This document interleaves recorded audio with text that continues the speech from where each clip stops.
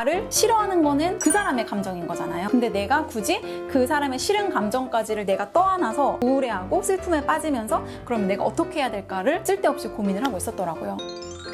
언니 한번 믿어볼래? 돈블리님들 안녕하세요. 밸류 크리에이터 연미솔입니다. 여러분, 나이를 먹을수록 그 사람의 이미지를 판별하는 가장 중요한 요소가 혹시 뭐라고 생각하시나요? 바로 말을 하는 방식이라고 생각을 합니다. 아, 저 사람은 뭔가 우아해 보인다 라고 하는 그 어떤 결정적인 차이는 그 사람이 어떤 언어를 쓰고 그리고 어떤 방식으로 상대방과 소통을 하는가 에 크게 좌우된다라는 생각을 하고 있어요. 그래서 오늘 영상은 나를 한 끗 돋보이게 만드는 우아한 대화법에 대해서 나눠보려고 합니다. 거기에 더해서 내가 누군가로부터 말로써 상처를 받았을 때 나는 그 상황을 어떻게 지혜롭게 극복할 것인가까지 나눠보려고 합니다.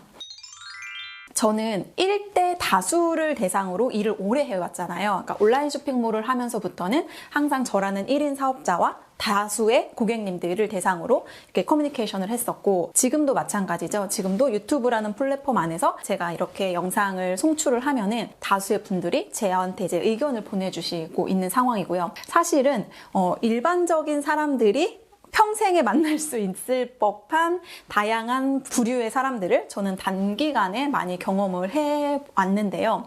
그렇다 보니까 어떤 사람들을 보면은 와, 이 사람 참 어떻게 이렇게 상대방을 배려하면서 말도 예쁘게 할까 싶기도 한 사람이 있는가 한 반면, 어떤 분들을 보면 아, 왜 표현을 저렇게밖에 할 수 없을까라고 되게 아쉬웠던 경험들이 있었어요. 자, 우리가 새로운 사람들과 어떤 교류를 시작해야 될 때 그런 이제 경험의 어떤 장들을 갔다 올 때마다 이런 인상을 주는 분들이 한 분씩 있을 거예요.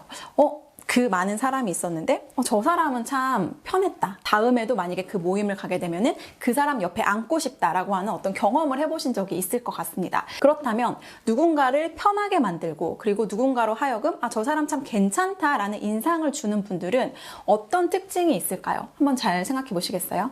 그러니까 저만 해도 첫 모임에 나가면 한껏 긴장된 마음을 가지고 그곳을 탐색하는 어떤 자세로 거기에 이제 앉아있게 되는 거죠. 저 사람은 내가 친해져도 되는 사람인가? 나와 결이 맞는 사람인가? 이런 식으로 그가 상대방의 한 사람 한 사람을 어떤 탐색의 대상으로 보는 경험들이 저는 사실은 많습니다. 그런데 반면 다음에도 저 사람과 만나면 조금 더 깊은 대화를 나눠보고 싶다 하시는 분들의 가장 큰 특징은요, 우선 열린 마음을 가지고 있고 상대방을 칭찬하는 것에 아주 익숙합니다. 우선은 겉으로 보여지는 어떤 외형의 모습으로부터 상대방을 칭찬할 수 있는 거리들을 끄집어내는 능력이 아주 탁월했습니다. 네이비색이 참 잘 어울리시네요. 짧은 머리가 잘 어울리시네요. 무언가 상대방이 마음을 열 수 있게끔 하는 아이스 브레이킹의 역할을 잘 한다는 특징이 있는 거죠. 언어라는 거는 훈련을 통해서 얼마든지 개발하고 그다음에 이것들을 발전시킬 수 있는 부분이거든요. 이런 사물을 보면서 이 사물의 좋은 점을 하나하나씩 끄집어내는 연습을 하는 거예요. 너는 정말 피부가 되게 깨끗하구나. 여기 뭐 식물을 담을 수 있네. 기능적으로도 훌륭하구나. 어떤 사물의 어떤 겉모습을 보고서는 거기서 이제 좋은 점들을 하나하나 끄집어내는 연습을 하시면 우리가 누군가를 만났을 때 그 사람의 어떤 칭찬이 될 수 있을 만한 포인트를 잡아나는데 조금 훈련이 되지 않을까, 그리고 도움이 되지 않을까라는 생각을 합니다. 그리고 두 번째는요, 제가 이 부분에서 되게 아쉬운 경험들을 많이 했는데, 여러분, 초두 효과라는 거 아시나요? 처음에 만들어진 이미지 혹은 처음에 있었던 그 인식이 결국에는 그 마지막까지 영향을 미치는 거를 말하잖아요. 우리가 말을 할 때 긍정어와 부정어를 같이 써야 하는 경우들이 있습니다. 부정적인 표현을 먼저 하시는 분들이 상당히 많이 있더라고요. 예를 들어서 너 살 좀 빼. 그럼 예쁠 것 같아.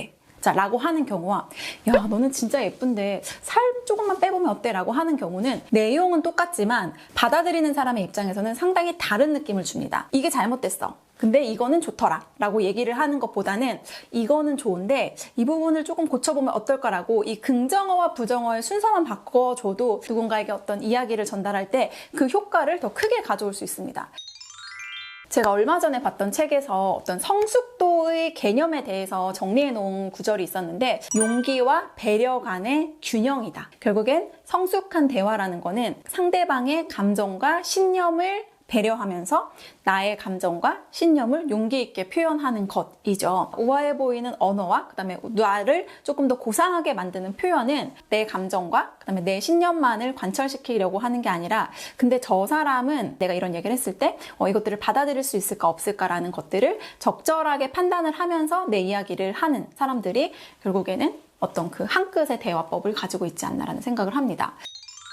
저희 어머님이 되게 성격이 이렇게 시원시원하시고 일 처리를 뚝 부러지게 잘하시는 분이에요. 빨리빨리. 그렇다 보니까 어렸을 때는 제가 그 엄마의 모습을 보면서 엄마의 그 언어 때문에 상처받은 경험들이 분명히 있거든요. 아, 나는 저렇게 하지 말아야지 하면서도 어느 순간 제가 그거를 따라하고 있더라고요. 그 오은영 박사님 채널을 봤는데 오은영 박사님이 그 어떤 실험을 했었대요. 예를 들어서 뭐 아빠에게 어떤 폭력적인 경험을 한 그 누군가가 있다면 그 사람은 폭력을 대물림할 수 있는 확률이 거의 80에서 90%나 된다고 해요. 그러니까 우리도 알게 모르게 우리가 경험한 어떤 부정적인 그것들을 학습하고 그것들을 나도 모르게 쓰고 있는 행동들을 반복하는 환경에 있는 거죠. 그래서 저는 사실은 이 언어라는 것도 우리가 엄청난 노력을 통해야지만 이것이 변화될 수 있다고 생각을 하거든요. 제가 인생을 살면서 딱 한 가지 정말 제대로 했던 것 중에 지금까지도 제가 가지고 있는 신념 중에 하나는 뭐냐면 그 누구에게도 부정적인 말을 뿌리지 않는 거예요. 내가 될 수도 있고 그다음에 누군가 상대방이 될 수도 있다는 거죠. 그래서 저는 그 부정적인 말은 무조건 씨가 돼서 그것이 이루어진다라고 생각을 하는 사람이어서 어떤 힘들고 지치는 과정에서도 와, 내가 인생이 진짜 왜 이 모양이냐. 나 인생에 되는 일이 하나도 없네. 지금 이런 얘기를 하면서도 제가 예시를 들면서도 사실은 지금 조금 깨름칙한데 이런 표현을 해본 적이 단 한 번도 없었던 것 같아요. 그냥 항상 긍정의 언어. 난 될 거야. 지금은 힘들지만 근데 다음엔 잘 되겠지. 그리고 누군가를 말을 할 때도 정말 사실은 나한테 상처 주는 사람들 있잖아요. 살다 보면은 어떻게 나의 의도와 다르게 나에게 상처를 주는 사람들이 있는데 그럴 때도 그냥 그 사람들을 어떤 저주하거나 아니면 부정적인 것들을 하기보다는 침묵했던 것 같아요. 오히려 그 상황에서는 내가 그냥 축복할 수 없다면 그냥 침묵으로 그냥 그 사람들에게 어떤 언어적 씨를 뿌리지 않는 거죠. 자, 근데 우리가 살다 보면 그런 경우들도 있습니다. 그러니까 누군가의 언어로부터 내가 상처받는 경우들이 존재를 합니다. 내가 언제 누군가의 언어로 가장 상처받는가 생각해 봤더니 제가 의도하지 않은 어떤 부분에 있어서 누군가가 오해를 할 때 그래서 그것 때문에 제가 억울할 때는 제가 한 번씩 이렇게 욱하는 감정이 올라오더라고요. 그래서 사실은 제가 유튜브를 하면서도 내 의도가 곡해될 때 저도 모르게 거기에 이제 답글을 막 제가 쓰는 거예요. 아니 저는 그런 의도가 아니고 뭐 저는 원래 이렇게 해서 막 답글을 어느새 쓰다가 근데 내가 이거를 답변을 단다고 해서 저 사람이 그 오해를 풀까라는 생각을 하다 보면은 사실상은 또 그렇지 않은 거죠. 그러니까 이미 그런 프레임을 가지고 저를 보는 사람은 제가 어떤 말을 해도 사실상 거기에서 생각이 바뀐다던가 그렇게 할 확률은 극히 드물더라고요. 근데 우리가 인간관계를 할 때도 그런 경우들이 되게 많아요. 그러니까 이미 나라는 사람에 대해서 프레임을 씌워놓고 그 프레임 안에서 나를 판단하는 경우들, 그래서 그 안에서 말로 상처 주는 경우들이 많고 그로 인해서 상처받는 경험들이 생기죠. 나를 상처 주고 반복적으로 나에게 언어적인 표현을 함부로 하는 사람이 만약에 가까이에 있다면 저는 굳이 그 불편한 관계를 유지할 이유가 크게 없다라고 생각을 하는 사람입니다. 그렇다고 제가 뭐 이렇게 한두 번 이렇게 조금 제 마음에 안 든다고 그럼 넌 아웃 이런 건 아니고, 그러니까 오래 시간을 가지고 지켜보지만 내가 건강한 마인드를 가져갈 수 없다라고 한다면 저는 크게 그 사람과의 관계에 미련을 두는 스타일은 아닙니다. 그런 사람들 있잖아요. 그 나를 뭔가 조금 안 이꼽게 보고 뭔가 이렇게 딴지를 겨루려고 하는 사람들은 그렇게 관계를 내가 이렇게 끊어버리면 그 후에도 그들은 일방적으로 나를 지켜보더라고요. 그러니까 말로 나는 그런 사람이 아니야. 나는 뭐 네가 뭔가를 오해하고 있어라고 하는 것보다는 그냥 행동으로 보여주는 거예요. 그러면서 내가 내 사람들과 그리고 내 세계관 안에서 내가 얼마나 건강하고 그다음에 내가 얼마나 긍정적인 방향성을 가지고 잘 살고 있는지를 보여주면 결국에는 그 사람들이 다시 나에게 와서 내가 너를 오해했던 것 같아. 미안해. 라고 오히려 그렇게 사과를 하는 경우들이 더 많더라고요. 그리고 마지막으로 이야기하고 싶은 또 한 가지가 있는데요. 뭐냐면 가끔씩 보면은 저한테도 이렇게 부정적인 댓글을 달아주시는 분들이 있어요. 그러니까 예를 들어서 만약에 나는 그냥 돈 많은 언니가 싫다. 뭐 이런 댓글이 있을 수 있잖아요. 그러면 왜 싫지 내가? 내가 뭘 잘못했지? 그래서 자꾸 그것도 이제 저한테 원인을 찾으려고 했던 거죠. 근데 지금 생각해 보면은 나를 싫어하는 거는 그 사람의 감정인 거잖아요. 근데 내가 굳이 그 사람의 싫은 감정까지를 내가 떠안아서 나까지 거기에 대해서 깊게 고민하고 그다음에 우울해하고 슬픔에 빠지면서 그러면 내가 어떻게 해야 될까를 쓸데없이 고민을 하고 있었더라고요. 누군가가 나에게 하는 부정적인 표현이나 아니면은 부정적인 어떤 상처되는 말들이 있다면 그것들을 내 안의 상처로 끌고 오지 마시고 그냥 그 사람한테 밀어넣는 연습을 하시면 그러면 조금 더 내 멘탈이 강해질 거라는 생각이 들었어요. 지금은 뭐 댓글을 크게 보지는 않지만 그런 댓글을 봐도 조금 유연해지긴 했습니다.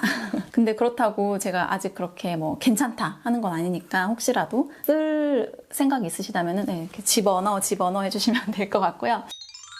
자, 우리 같이 연습해요. 저도 사실은 되게 부족한 부분인데 나를 고상하게 만드는 한 끝은 그 언어에 있다라고 생각을 하거든요. 그래서 우리가 그동안은 그렇게 하지 못했다라고 한다면 자, 지금부터라도 우리가 조금 노력하고 그다음에 고치려고 의식적으로 생각을 하면서 나를 조금 더 한 단계 업그레이드 시키면 어떨까라는 생각을 해봅니다. 그래서 오늘 영상은 이쯤에서 끝내도록 할게요. 언니 한번 믿어보자. 안녕.